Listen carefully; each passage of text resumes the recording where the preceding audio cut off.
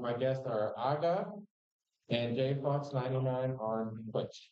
Hey, he's on TikTok and Yeah, I'm also I am also on Twitch, but yeah, I that's don't like it. Twitch that much. So the topic of today's talk show is furry fandom experiences. Last year we had a similar topic, but it was only conventions. But this year we're doing all the entire fandom as a whole. And our first question: how did you find the fandom?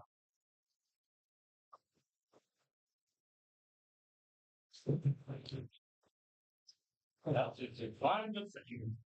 We started at college, and there was a guy that was very represented. That person was introduced to the band itself. Like I didn't find out anything about the band until relationship. That's how it went. Serious. So not until college, huh? Yeah. All right, Jay, what is your answer? So, I was actually serving in the United States Army, and I had a friend, and this friend was a bit eccentric. But this friend and I had quite a bit of trust built up. And one day, the friend comes to me with their phone and says, "Hey, I want to show you something." Well, it was corn of crystal. And I was like, this better not awaken anything in me. And it turns out it did. Anyway, that was back in 2006. Or no, sorry, 2008. My bad. So I've been part of the furry fandom since 2008, but not really active in the furry fandom. Just kind of like I'm here, but from afar. So I actually started making furry content on TikTok. Different pictures I could use, and lo and behold, I found the not so safe side. But even then, that was back in 2011.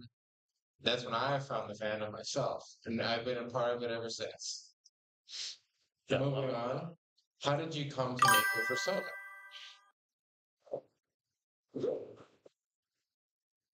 Okay, so I have four main solos that are members of the team for, and they're kind of based off of balance. So there's a white one and water.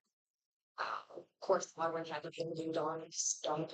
Um, then there's a green fox one that's kind of more stone based, and then the marble fox is kind of air. Um, it's very light personality. I tend to use each character. I tend to use them for different purposes, whether it be for content creation or a lot of the charity events that go on. Just because they have that certain personality and give off that certain vibe. Some of the characters are definitely gremlin, such as the main character that I use for TikTok. It's actually not part of TF4. It's I like to call it nerd art. Um, it's quite literally an Arcanine with Super Saiyan hair and a Naruto headband and a flaming sword. So that one is definitely frivolous and Before I answer, I want to point out that Jesus is here. Hi, Jesus. How are you? Hi. Hi. Okay, so I actually generally have two personas, but they're both J Fox. Reason being, of course, I created my Sona J Fox 99. Um, I wanted to be J Fox. I joined VR chat, and I realized furry, anything that interests you, look them up. Was bought. But yeah, no, I mean, I'm a fox. I'm chaotic. I mean, if you're familiar with me, you know that I'm just kind of nuts. I'm And like, sorry, are you? no, I'm not. I met Luca at FW. They told you I'm chaotic. Well, for my answer, I came up with my persona liking the cross foxes, and that's I don't know, I also have a fascination with dragons, so that's why she has a dragon horns, and that's my sona. She's a fox dragon. favorite like AV. Nudie Rock seems to be my dog character. I literally said Land Cruiser. I have to pick home. What's your favorite animal? Come up and hug me. I am going to red fox. Down real quick. I got a message from my moth, and stream is constant buffer. There's not much I can do about hotel Wi-Fi. Yeah. I'm sorry, guys, start watching the live stream on my computer. It is the hotel Wi-Fi that's why it's buffering a lot. So I'm doing the best I can.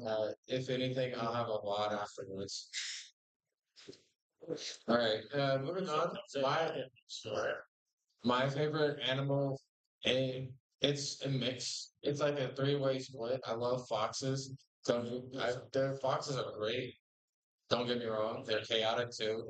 But I also love dragons and I also love horses. I love all three of those animals. I grew up. Of course, it had to be taken away because And adding more works. Pops. Pops. I mean, an honorable mention would be like pandas. Let's be honest. Not pandas, trash pandas. Raccoons. raccoons. That's there. Yeah, Um, I think you found the word. the words are there. But no, I do. I just kind of identify with them. They're always, screwing around. It seems like they're just not that serious.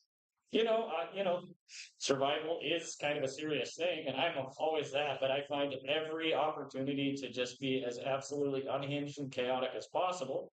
And I feel like foxes, they really personify that kind of view on life. So, yeah, I hope that answers the question. I Yeah. lost my train of thought.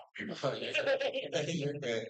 It definitely answered the question, that's for sure. Yay! My influence for my persona was, like I said earlier, a cross fox, and instead of the brown or orange, I chose pink, and I added dragon horns because she's also part dragon. And that's my influence for my persona. I don't really have much to go on, I'm sorry. But her backstory is very intricate. Her name, simply Roxy, is based off of Kingdom Hearts Roxas. Yes. And that a lot of that backstory has to tie in with her. It's if, for example, they went to our furry lair and became a furry. That's her. And so the next question: what is your favorite convention, if not TFF? This question's for you guys too. NFC. NFC? Our chorus is NFC. That doesn't surprise me. You have to pick one. We have so many conventions. It's hard. Every con has their different things that outstand. I'm literally flying out tomorrow to go and do a panel for another convention. So I've not seen my house for a month. It's so great. But I would say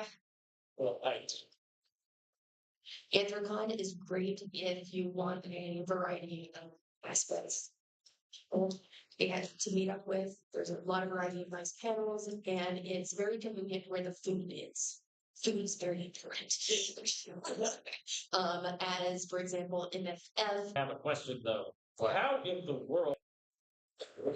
Like I'm curious. No, it's like the mall where a lot of the budget food eating is. Oh. You can't wear like face coverings in Oh. these settings. So I've got a lot of issues where people say, yeah, I want to go get food, but I don't want to show my face in public and have that issue. That makes sense. I was just wasn't sure if I was mishearing. That makes more sense. It's upsetting. Nobody wants to show their face. So I've definitely been to a few cons, everything from tiny cons like Anthro Weekend Utah to FWA, which at the time was recognized as the biggest furry convention that happened. And I have to tell you that the two favorite cons that I've been to have been TFF and and Furry Migration in Minneapolis. And honestly, what makes the con for me is the friends and mutuals and things that I get to spend my time with. Honestly, for me, a furry convention is an excuse to be around my friends and just have fun and be myself. When is it not an excuse for that? There's not as many people to be around like that. It's my tiny little town in college. My friends are all here. This is very central to a lot of them. I just get to see them. I get to have fun with them. And honestly, it's a big enough con then you have the good things like the AD rodeo. Hey, come on, we all love that. Yeah. As well as, you get food, you get events, you get like Milo, Little Alpha Pup Milo singing, all of this stuff. It's big enough to get that, but it's small enough that you don't get that FW. Me, that's very endearing for me. My favorite convention, I have to be biased since this is the one I've gone to the most. My favorite is TFF. And it's the one I have gone to the most, but I also like smaller cons around Texas, like ACFI and Stratosphere is also okay. So, and I mean, it's like Jay said, you come for friends. And if you don't come for friends, you're coming to sell things to friends. Like you have all of our dealers, they go to make profit off of fur conventions, as well as artisanality. You have to make profit, and then we have concerts. Like my friend that live in radio here, monitoring my computer. We have Little Alpha Pop and a few other big artists out there. Such a And we're TFF is not quite big enough to be a big con, but it's not quite small enough to be a small con. So it's like right there, the happy medium. You get both best of both worlds. You don't get the lion con, but you also get the fun experiences. The next question: what is your favorite aspect of the furry community? good question.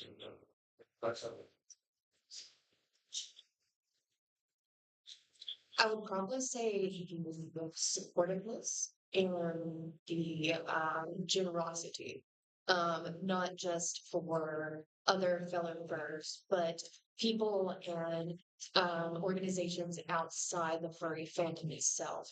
I mean, every convention we're doing charity events and community just comes together and stuff. I myself run a bunch of charity events for military furs with service dogs and like Toys for Tots, and the outcome that we get to help out and reach people outside of our community because, as I tell everybody, furs are everywhere. They're your burger flippers, your gas station people.